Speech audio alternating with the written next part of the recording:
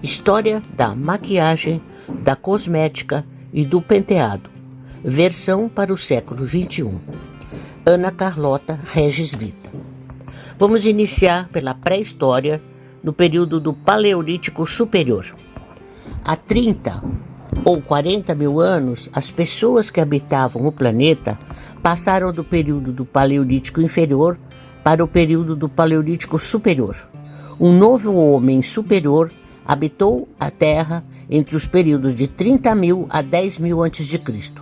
Os homens modernos estão, como se sabe, intimamente ligados aos Cro-Magnon, nome que define os homens do Paleolítico Superior e que se originou na caverna Cro-Magnon de Dordogne, na França, onde importantes relíquias históricas foram encontradas. Eram pessoas fortes, altas, cerca de 1,80 m de altura em média, com testa alta, queixo bem desenvolvido e caixa craniana muito semelhante às dos homens modernos. A fisionomia do homem mais primitivo, anterior aos Cro-Magnon, cuja testa os aproximava dos macacos, foi desaparecendo, dando lugar a um rosto muito semelhante ao dos homens atuais. Certo desenvolvimento adquirido e o fato de possuírem artefatos como a agulha feita de osso para costurar as vestimentas, os botões de ossos e peças feitas de chifre demonstraram aos pesquisadores a superioridade do Cro-Magnon em relação aos seus antepassados. Apesar de desconhecerem o tear e vestirem-se apenas com peles de animais para se proteger das intempéries, demonstram os primeiros estágios de uma preocupação em diferenciar-se, enfeitar-se. Observando os adornos de conchas ou colares, com dentes e garras de animais abatidos, além de ossos perfurados, deduzimos que a vaidade já nasceu com o ser humano. Com o domínio do fogo, a alimentação muda, porque consome-se menos carne crua, pois o alimento passa a ser cozido. A prova disso são os inúmeros e imensos fornos descobertos pelos arqueólogos. Os homens abandonam o nomadismo e, na falta de abrigos naturais, como as cavernas, constroem choupanas rudimentares. Nas regiões montanhosas, onde as cavernas são mais abundantes, há indícios de que viveram em grupos por um período bem longo de tempo. A vida em comunidade é mais organizada e regular.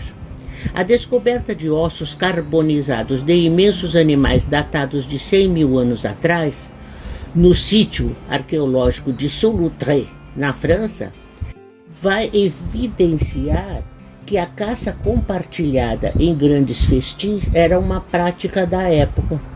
É desse período a separação de tarefas entre os membros da comunidade.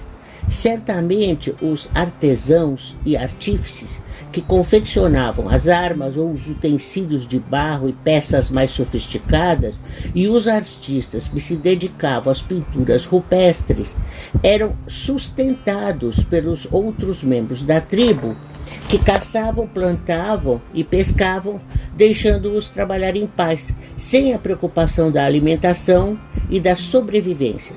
O ser humano sempre sentiu em si a necessidade de se sobressair no grupo social ao qual está integrado. Ser admirado, receber a atenção dos outros é inerente à raça humana desde os seus primórdios. No caso específico do período do Paleolítico Superior, começamos a perceber que o mais valente do grupo vai se tornar o alvo da admiração da tribo. O caçador mais veloz e o mais corajoso, aquele que consegue caçar o maior animal ou o mais feroz, trazendo para dentro da comunidade a garantia de uma alimentação farta e a tranquilidade por um grande período de tempo, vai ser mais importante. A prova de bravura são os colares e adornos feitos com os dentes e garras dos animais abatidos, usados no pescoço como um troféu. Sendo ele o provedor da tribo, aos poucos vai se tornando o líder, aquele que alimenta e protege os outros membros. A escolha vai ser automática. O mais valente lidera o grupo. Com certeza, a exibição da bravura demonstrada pelo aumento sempre crescente de garras e dentes pendurados no pescoço vai ajudar muito nessa escolha. Exibidas aos outros, a coragem e a bravura rendem o posto mais alto.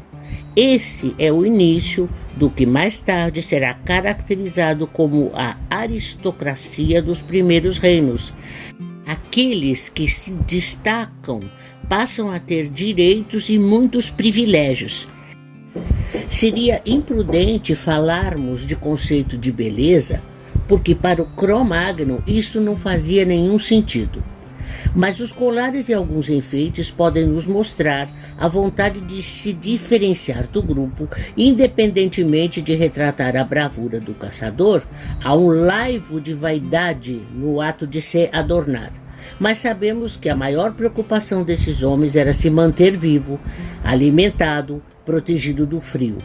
Não havia o conceito moderno de vaidade corporal. Eram povos coletores que dormiam em cavernas, protegiam-se do frio com pele dos animais e viviam em um ambiente inóspito, onde os dias eram lentos e a vida muito curta. Surpresas artísticas e crenças espirituais. Não há quem não se surpreenda com as belíssimas pinturas rupestres das cavernas que o povo paleolítico superior nos deixou como herança. A surpreendente leveza das figuras dos animais saltando, correndo, ruminando, enfrentando os caçadores vão nos dar a impressão de que esses indivíduos dos povos pré-históricos já tinham uma noção do uso das cores e um agudo senso de observação dos detalhes que retrataram ao copiar a natureza com tanta fidelidade.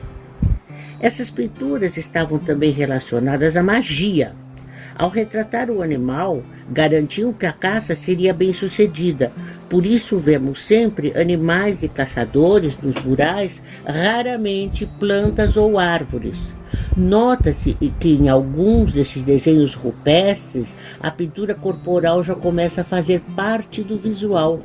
Sobre a pele bronzeada, eles fazem alguns desenhos com os dedos em cores provenientes da terra, do ocre ou de alguma mina de calcário branco. Ao se deparar com as forças naturais, o homem começa a perceber que existe alguma coisa além da caça, da pesca e do plantio. A noção de alguma força invisível. A morte natural, ocorrida sem a participação de um animal ou de outro homem, vai intrigar.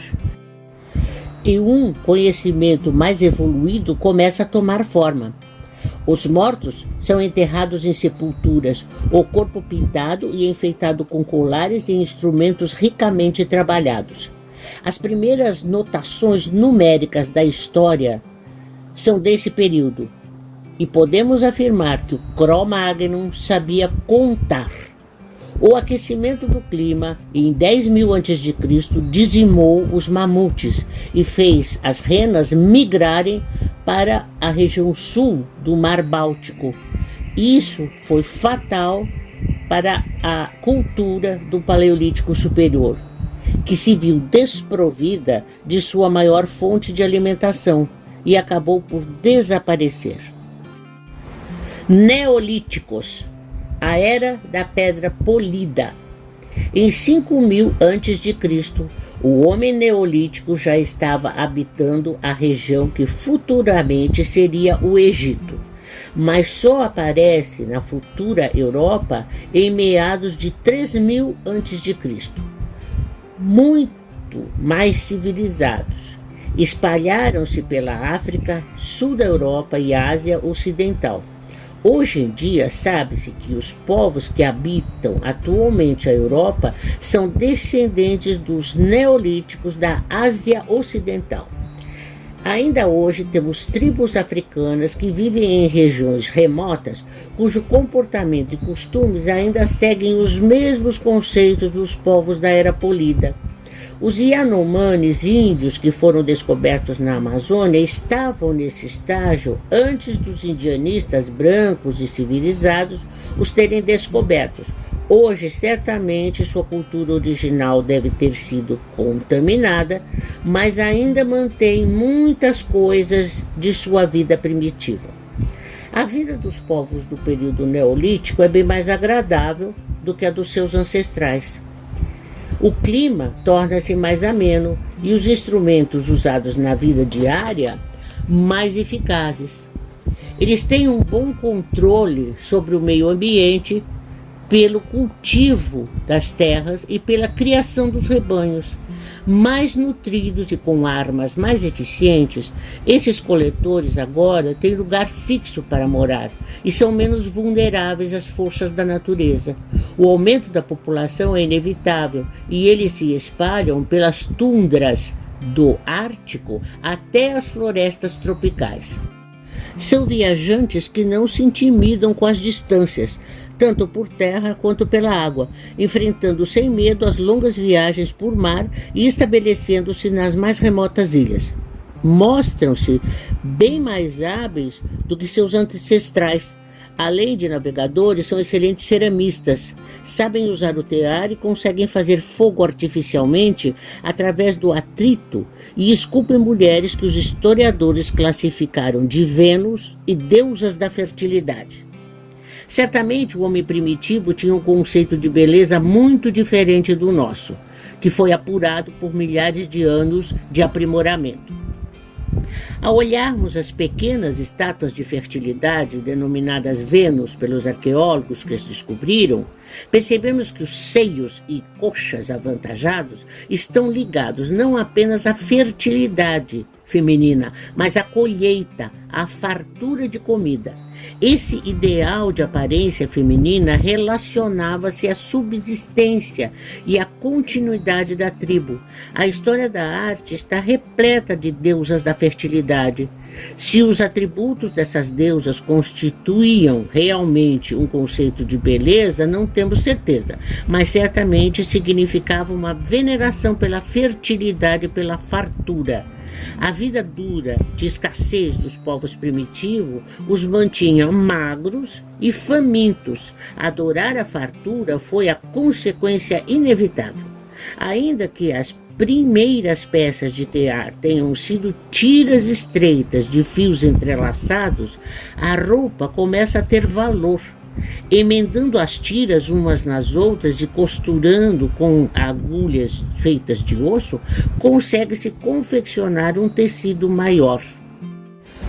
O uso do tear vai transformar o vestuário e fazer da roupa um item importante na vida das pessoas. Além das peles usadas para proteger o corpo das temperaturas geladas do inverno, do atrito dos instrumentos da lavoura e das armas de caça, as roupas de tecido têm também um lugar de destaque. A aparência começa a ficar menos desgrenhada, ainda que não haja penteados definidos ou cuidados com a pele. Além das pinturas corporais, é comum o uso de tatuagens e escarificações. A magia agora tem seu representante nos chefes religiosos da comunidade.